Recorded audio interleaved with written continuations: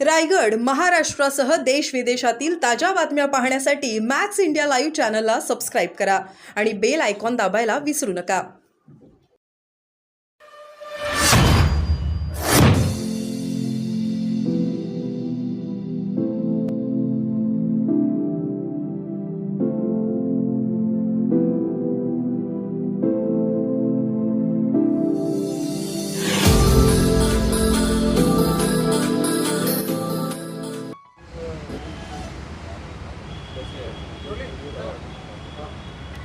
काल जी नागपूरपाशी जे धामणा गाव आहे त्याच्यापाशी जी चामुंडा एक्सक्लुझिव्ह जी फॅक्टरी आहे त्या फॅक्टरीमध्ये जो स्फोट झाला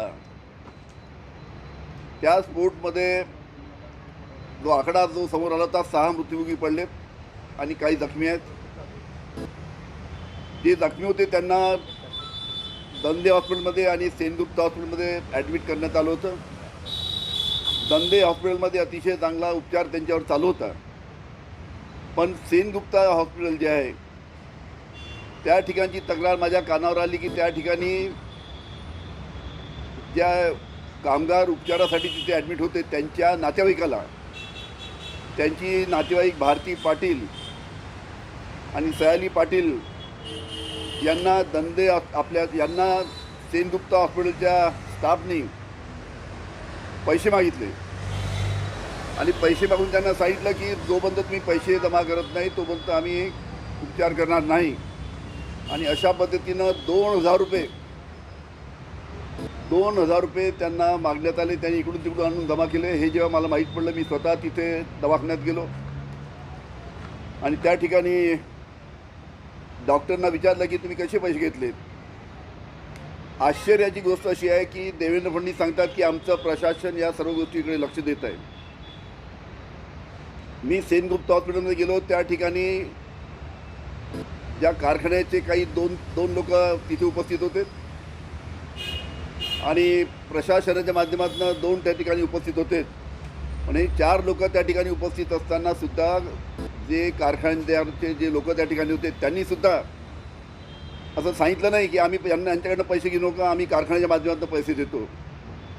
आणि तिथे ते 2 प्रशासनाच्या माध्यमातून त्यांनीसुद्धा काही म्हणजे 4 लोक प्रशासनाचे 2 आणि कारखान्याच्या मालकाचे 2 त्या ठिकाणी उपस्थित असतानासुद्धा त्या उपचार ज्यांच्यावर चालू होता कामगारावर त्यांच्या नातेवाईकांकडनं पैसे वसूल करण्यात आले. ही अतिशय दुःखद घटना आहे.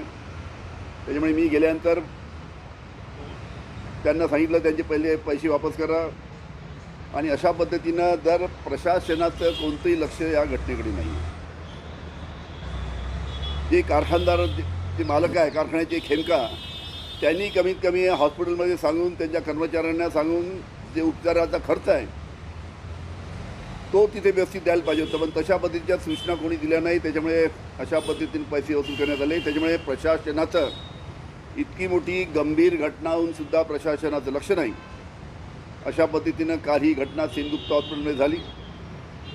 आज मी राज्य शासनाला विनंती करतो आहे की राज्य शासनाने ही जी घटना झाली यामध्ये जे मृत्युमुखी जे कामगार पावलेत त्यांना राज्य शासनाच्या माध्यमातून 25 लाख रुपये त्यांनी दिले पाहिजे.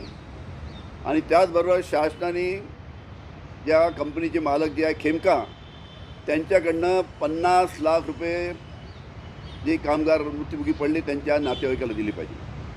आणि याच्या व्यतिरिक्त उच्चस्तरीय चौकशी त्यानिमित्तानं याची झाली पाहिजे, कारण की वारंवार या भागामध्ये घटना घडतात.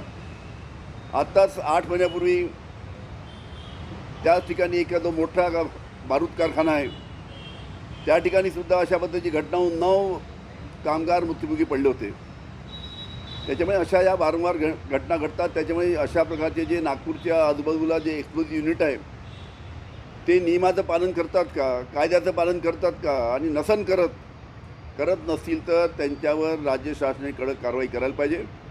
आणि या घटनेमध्ये जो कारखान्याचा मालक आहे खेमका त्याच्यावरसुद्धा कडक कलम लावून 304 कलम लावून त्यानिमित्तानं कारवाई केली पाहिजे. काल दुसरा प्रश्न, रोहित पवार म्हणते की जयंत पाटील मुख्यमंत्रीपदासाठी आणि अनिल देशमुख सारखे अनुभवी नेते आमच्याकडे आहेत. काय मी ऐकलं नाही. मी विचारनंतर ना ठीक आहे, ऐकलं मी. अजितदादांना शुगर बँक घोटाळ्यातून जे दिलासा मिळालेला होता त्याच्याविरोधात आता अण्णा हजारे कोर्टात गेलेले. अण्णा हजारे पॉलिटिकल काही बोलत नाही. महत्त्वाची आहे की नागपूरमध्ये जी दुर्घटना झाली त्याच्याबद्दल मला आपल्याला माहिती द्यायची होती. राज्य शासनाने प्रशासनाला कामाला लावलं पाहिजे आणि लवकरात लवकर त्याची चौकशी केली पाहिजे आणि कारखानदाराकडनं 50 लाख आणि शासनाकडनं 25 लाख जे कामगार मृत्यूमुखी पडले त्यांना दिले पाहिजे. तिथं कारण ज्या पद्धतीने उपचार मिळायला पाहिजे होता तो वेळीच मिळाला नाही. काही लोकांनीच तिथे प्रत्यक्षदर्शी दावे केले की 1.5 ते 2 तासपर्यंत ॲम्ब्युलन्सही पोहोचली नाही. कसं आहे की त्या ठिकाणी ही दुर्घटना झाल्यानंतर मी 10 मिनटात तिथे पोचल्यानंतर त्या ठिकाणी त्या कंपनीचे मॅनेजर होते, येतही नाही. एक स्टाफ तिथे नव्हता. एक ॲम्ब्युलन्स त्या ठिकाणी नव्हती. त्या कंपनीची सुद्धा ॲम्ब्युलन्स तिथे नव्हती. सगळे इकडून तिकडून आम्ही सर्वांनी मिळून ॲम्ब्युलन्स बोलवल्या. त्या ॲम्ब्युलन्स आल्या. त्यामुळे लवकरात लवकर जे उपचारासाठी पाठवायचे त्यांना दवाखान्यात हलवण्यात आलं. पण अशा पद्धतीनं कुणीही त्या कंपनीचं तिथे नव्हतं. मी त्यांचे मालक खेमका यांना 2दा फोन केला की तुम्ही लवकरात लवकर इथे या. ते म्हणाले मी येतो, पण शेवटपर्यंत तिथे ते आले नाही. त्याच्यामुळे कंपनीच्या मालकावर 304चा गुन्हा दाखल केला पाहिजे. उच्चस्तरीय चौकशी झाली पाहिजे. थँक्यू. सांगू की थोडक्यात सांगा. थोडक्यात 1-1.5 मिनिटात सांगा काल काय झालं हॉस्पिटलमध्ये. हॉस्पिटल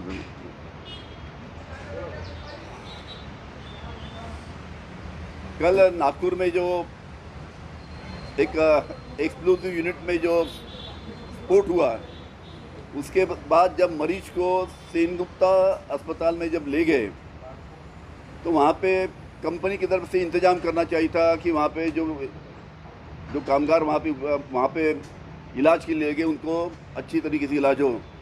लेकिन सेनगुप्ता अस्पताल में जाने के बाद वहाँ पे कंपनी के 2 लोग थे, प्रशासन के 2 लोग थे. उसके बावजूद जो कामगार थे वहाँ पे इलाज उनका चल रहा था, उनके रिलेटिव को पैसे मांगे गए.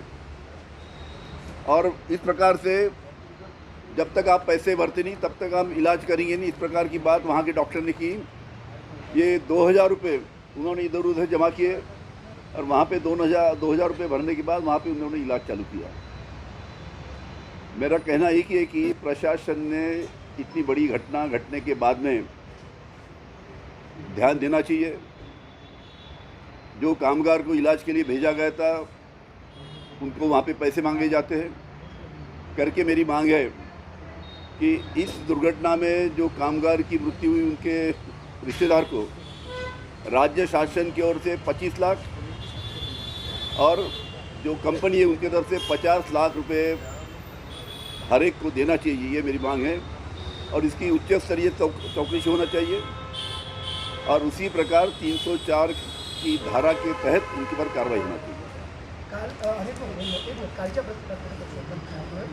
पोर्श अपघात प्रकरणामध्ये आपण जे सांगितलं की आता याच्यानंतर असं करण्याचा प्रयत्न सुरू आहे की त्यांच्या विसरामध्ये अल्कोहोल टाकून आणि ते नद्याच्या नशेत होते असं दाखवण्याचा प्रयत्न सुरू आहे असं आपण म्हटलं.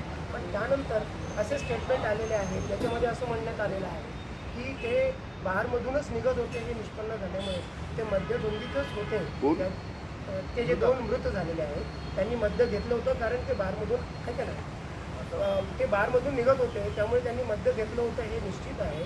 पण त्याच वेळेला जी धडक बसली की मागून बसल्यामुळे त्याच्यामध्ये ते मद्यधुंदीत होते किंवा नाही याचा प्रश्न नाही. चूक पूर्णतः दोष वाहन चालकाची. आमचं ते पण आहे की ज्या वाहन चालक जो होता पोर्च गाडी जो चालवत होता त्यांनी धडक मारली. त्याचे ब्लड सॅम्पल बदलवण्यात आले कारण की त्याला वाचवायचा राज्य शासनातर्फे प्रयत्न झाला आणि त्याचबरोबर त्याला वाचवत असताना जे 2 युवक मृत्युमुखी पडले तेच कसे दारू पिऊन होते. त्याच्यामुळे त्यांचा जो विसेरा काढण्यात आला त्या विसेरामध्ये अल्कोहोलचा अंश टाकून तो विसेरा कसा अल्कोहोल पॉझिटिव्ह येईल या पद्धतीनं प्रयत्न चालू आहे. ही माझी खात्रीलायक माहिती आहे. जेणेकरून उद्या जर केस कोर्टामध्ये गेली तर जे मृत्युमुखी पडले तेच दारू पिऊन होते अशा पद्धतीचा दाखवायचा प्रयत्न त्या ठिकाणी चालू आहे आणि हे जर होत असेल तर अतिशय दुर्दैवी अशी घटना होईल. की अशा पद्धतीनं जर होत असेल आणि जो आरोपी आहे त्याला शिक्षा होता जर त्या 2 बिचारे वारले त्यांना जर दारू पिऊन दाखवत असेल तर अशा पद्धतीचं घडलं तर अतिशय चुकीचं होईल. त्याच्यामुळे अशा पद्धतीचा विसेरा जो रिपोर्ट आहे तो बदलवण्याचा प्रयत्न जो आहे तो झालेला आहे ही माझी खात्रीलायक माहिती आहे.